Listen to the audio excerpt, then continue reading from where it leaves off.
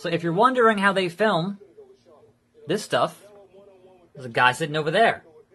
I'm holding the thing in one hand, I'm holding this in the other hand, and that's working. And that's kind of your view here for the kickoff panel at SummerSlam. You kind of look up, see what's going on up there, top of the arena, flags and whatnot.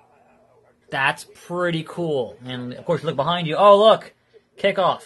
Now, when you're watching the video packages and interviews, you see that right there. But I'm pretty sure down there, that's Matt Riddle. I'm pretty sure he's wearing the flip-flops down there. I'm pretty sure that's Matt Riddle talking to somebody wearing flip-flops in a suit. So that's a pretty cool camera angle to have for the kickoff stuff.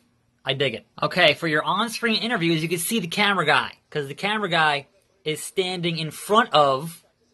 There's a guy with a script or something. Man, all this behind-the-scenes stuff is wild. It's absolutely wild how they're handling this stuff. It's really, really cool. So, more of this, please. Yes. Another cool thing is you can see what ads are playing in the arena at Barclays. It's not the same thing as actually playing on the screen here for me, which is pretty funny. Okay, matches are starting up. Got some intros here. Kind of look around for the intros. There is commentary that you would hear on the broadcast itself. And they are definitely switching between camera angles here and there.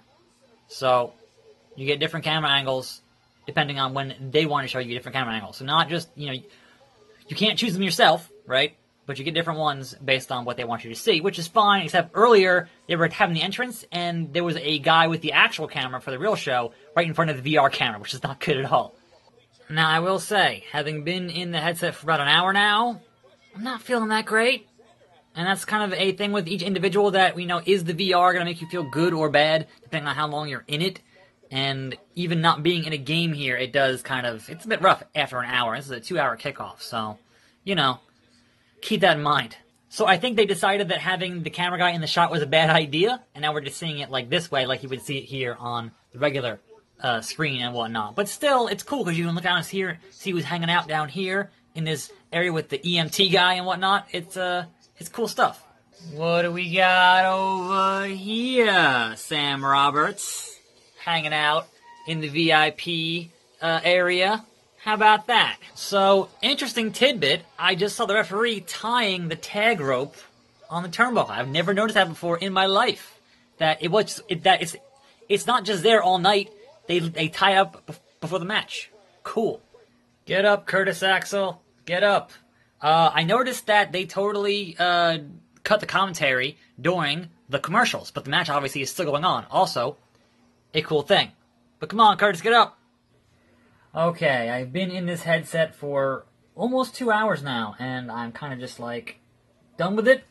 But my impressions of the VR experience for the kickoff show, overall, I would say are extremely positive.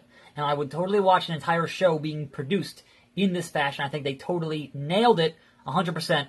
But of course, your tolerance for VR will vary from person to person. I've certainly done a lot of it, so I have a pretty high tolerance. But even me, after 2 hours, I'm kind of tapped out. So how that would work for the typical WWE show that's kind of, 5 or 6 hours is perhaps a bit much, but it's cool. Now, I don't know if they're going to have this 2 hours archived or not. They always keep out their highlights, but as far as this kickoff show, I don't know. But if it is, I would certainly say go watch it. It is a totally unique experience that I enjoyed a whole lot. I'm Attack Slug. See you next time, and I'm out.